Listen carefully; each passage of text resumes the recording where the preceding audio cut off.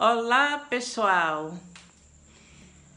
É um prazer estar aqui com vocês, sejam todos bem-vindos. Eu sou Juscelia Barreto Matos, professora e diretora do Seja Mais Online.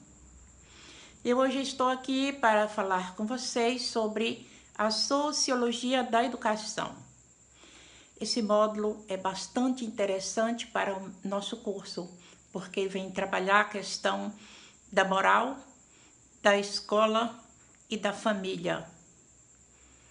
E nós vamos dar início ao estudo dessa disciplina, conhecendo um pouco melhor os nossos clássicos fundadores da sociologia.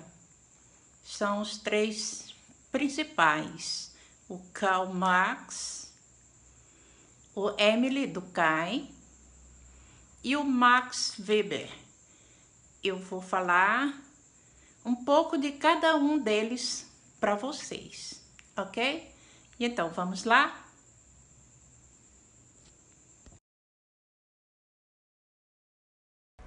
Marx nasceu em 1818 na Prússia. De família de classe alta, aos 17 anos entrou na faculdade fazendo curso de Direito. Mais tarde mudou para Filosofia, desistindo do curso de Direito. Já na Universidade de Berlim, Marx, que já demonstrava interesse no estudo de governos e governantes e já demonstrava inclinações para a crítica social, Marx se tornou um discípulo intelectual da obra deixada por Friedrich Engels, cujos fundamentos serviram de base para sua produção teórica, sobretudo para o conceito de dialética. Marx, ao examinar a produção material da sociedade europeia do século XIX, constatou a existência de uma acentuada desigualdade social, em que a burguesia, que detinha os meios de produção, promovia a exploração do proletariado, que era a classe trabalhadora. Para entender melhor essa passagem, vocês vão fazer uma pesquisa sobre a Revolução Francesa. Então, o Marx, já em Londres, além de ter contribuído para o estudo social e econômico, foi o desenvolvedor de uma teoria política que deu alicerce ao socialismo científico. Junto com as teorias do Friedrich Engels, Marx elaborou um novo conceito de dialética, sustentado na produção material da humanidade, denominado materialismo histórico dialético. Esse conceito conduziu à análise social e científica da história da sociedade a uma nova visão, a qual passou a considerar como objeto de estudo a produção material humana e seus mecanismos de construção de cada época. Então, o Karl Marx, além de filósofo, sociólogo alemão, ele foi considerado o fundador do socialismo científico e o responsável pela teoria comunista.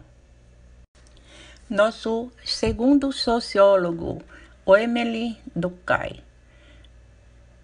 Durkheim nasceu em 1958, foi um sociólogo francês, é considerado o pai da sociologia moderna e chefe da chamada Escola Sociológica Francesa. É o criador da teoria da coesão social, junto com Karl Marx e Max Weber, forma um dos pilares dos estudos sociológicos.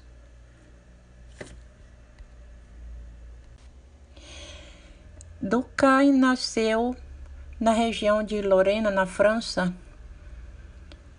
descendente de família judia, filho e netos de rabinos.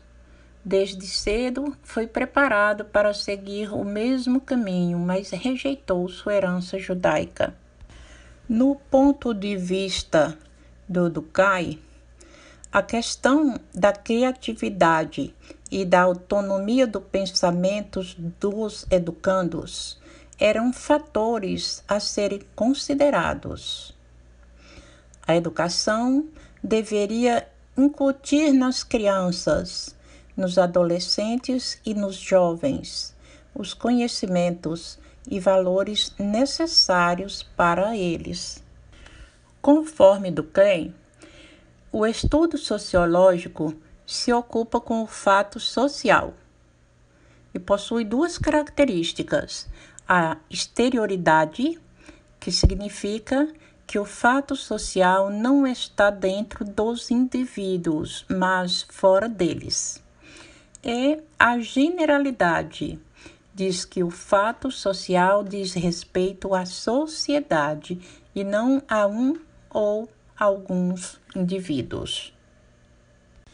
A teoria de Durkheim estuda a função da instituição social, sua constituição e seu enfraquecimento, que o sociólogo chamará de anomia.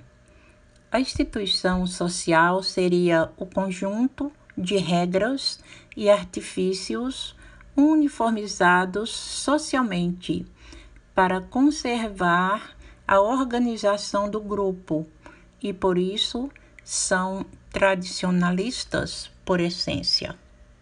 Durkheim foi um sociólogo francês e ele é considerado o pai da sociologia moderna e é chefe da chamada Escola Sociológica Francesa. É o criador da teoria da coesão social, junto com Karl Marx e o Max Weber.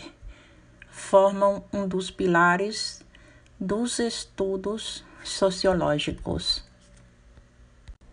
Agora vamos ao nosso terceiro sociólogo, Max Weber.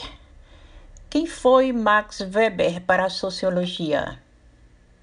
Ele foi um sociólogo, jurista e economista alemão, nascido em 1864, de família de posses lideradas por um advogado. Weber foi educado com a rigidez da religião protestante e com o despertar do gosto pelo estudo e pelo trabalho. Assim, o Weber desenvolveu um método muito compreensível que defende a ação humana e tem a intenção e sentidos próprios.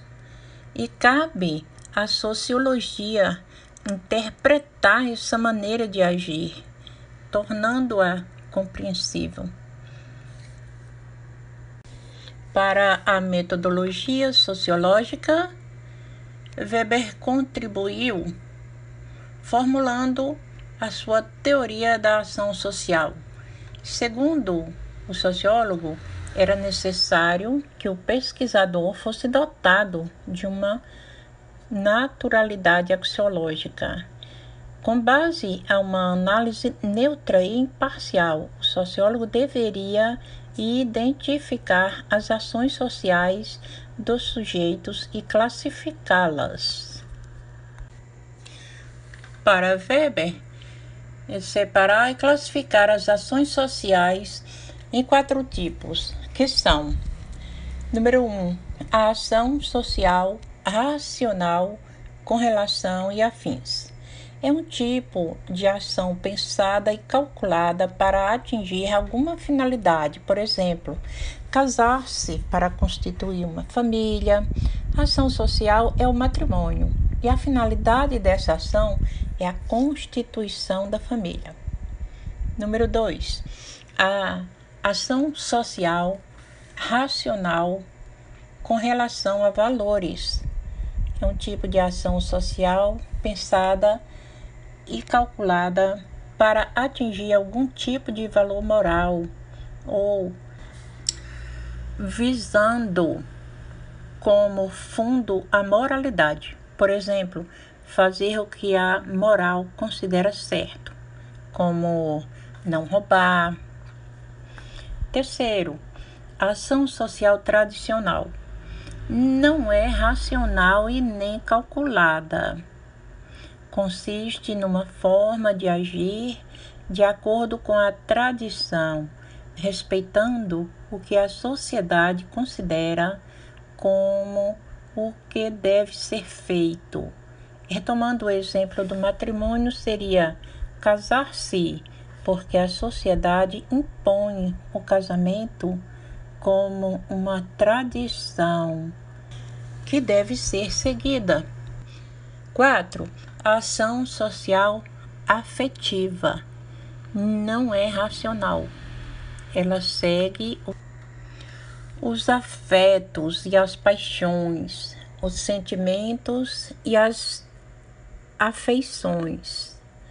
É o tipo de ação motivada por sentimentos, como o amor, a paixão, o medo.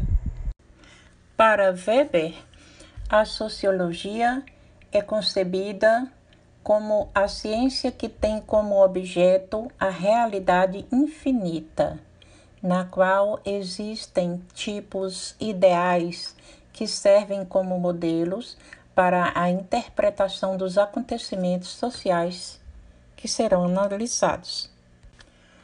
As ideias, as crenças e os valores eram os principais catalisadores das mudanças sociais.